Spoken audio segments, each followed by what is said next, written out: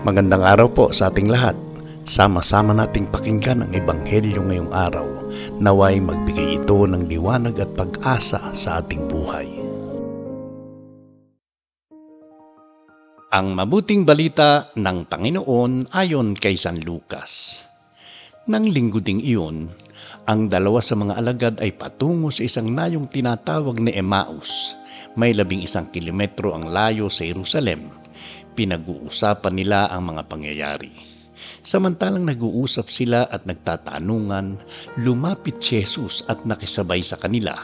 Siya'y nakita nila, ngunit hindi nakilala agad. Tinanong sila ni Jesus, ano ba ang pinag-uusapan ninyo? At tumigil silang nalulumbay. Sinabi ng isa ng ngalay Cleopas, kayo lamang po yata ang dayuhan sa Jerusalem na hindi nakakaalam sa mga bagay na katatapos pa lamang mangyari roon. Anong mga bagay? Tanong niya.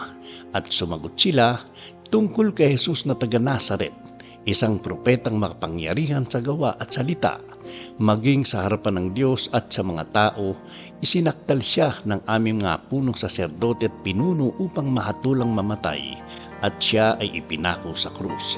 Siya pa naman ang inaasahan naming magpapalaya sa Israel.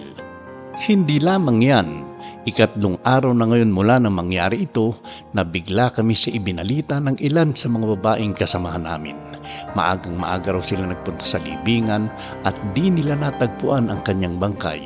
Nagbalik sila at ang sabi nakakita raw sila ng isang pangitain, mga anghel na nagsabing buhay si Jesus. Pumunta rin sa libingan ng ilan sa mga kasama namin at gayon nga ang natagpuan nila. Ngunit hindi nila nakita si Jesus. Sinabi sa kanila ni Jesus, kay hahangal ninyo, ano't hindi nyo mapaniwalaan ang lahat ng sinabi ng mga propeta? Hindi ba't ang Mesiyas ay kailangang magbata ng lahat ng ito bago niya kamtan ang kanyang marangal na katayuan? At ipinaliwanag sa kanila ni Jesus ang lahat ng nasasaad sa kasulatan tungkol sa kanyang sarili, simula sa mga aklat ni Moises hanggang sa sinulat ng mga propeta. Malapit na sila sa nayong kanilang patutunguhan at si Jesus ay waring magpapatuloy pa ng lakad, ngunit siya'y pinakapigil-pigil nila. Tumuloy na po kayo rito sa amin, anila, sapagkat palubog ng araw at dumidilim na, kaya't sumama nga siya sa kanila. Nang siya'y kasalo na nila sa hapag, dumampot siya ng tinapay at nagpasalamat sa Diyos, saka pinaghati-hati at ibinigay sa kanila. Nabuksan ang kanilang paningin at nakilala nila si Jesus, subalit ito'y biglang nawala. At nawika nila, kaya pala gayon ang pakiramdam natin habang tayo kinakausap sa daan at ipinapaliwanag sa atin ang kasulatan. Noon di tumindig sila at nagbalik sa Jerusalem. Naratnan nilang nagkakatipon ng 11 at ang ibang mga kasama nila na nag-uusap-usap. Muli ngang nabuhay ang Panginoon, napakita kay Simon at isinalaysay naman ng dalawa ang nangyari sa daan at kung paano nila siyang nakilala nang paghati-hatiin niya ang tinapay. Ang mabuting balita ng Panginoon. Mapagpalang araw ng linggo po sa ating lahat. Sa ating buhay, madalas tayong tulad ng 2 disipulo. Naglalakad ng may mabigat na loob, puno ng pag-aalinlangan, at nabubulagan sa presensya ng Diyos dahil sa ating mga problema. Hindi hinintay ni Jesus na hanapin siya ng mga disipulo. Siya ang lumapit at nakisabay sa kanilang lakad. Ipinapaalala nito na sa gitna ng ating kalituhan, ang Diyos ay naroon na. Nakikinig sa ating mga hinaing at hindi tayo pinababayaan sa ating paglalakbay. Kung nila siya nakilala sa anyo, binuksan muna ni Jesus ang kanilang isipan sa pamamagitan ng kasulatan, ang salita ng Diyos, ang nagsisilbing liwanag na nagpapainit sa ating nagliliyab na puso upang maunawaan ang mas malalim na plano ng Ama sa kabila ng ating mga paghihirap. Doon lamang sa hapagkainan, sa payak na paghahati ng tinapay, ganap na bumukas ang kanilang mga mata. Ipinapakita nito na ang tunay na pakikipag-ugnayan sa Kanya ay lalong lumalalim sa Eukaristiya at sa tapat na pakikipagkapwa-tao.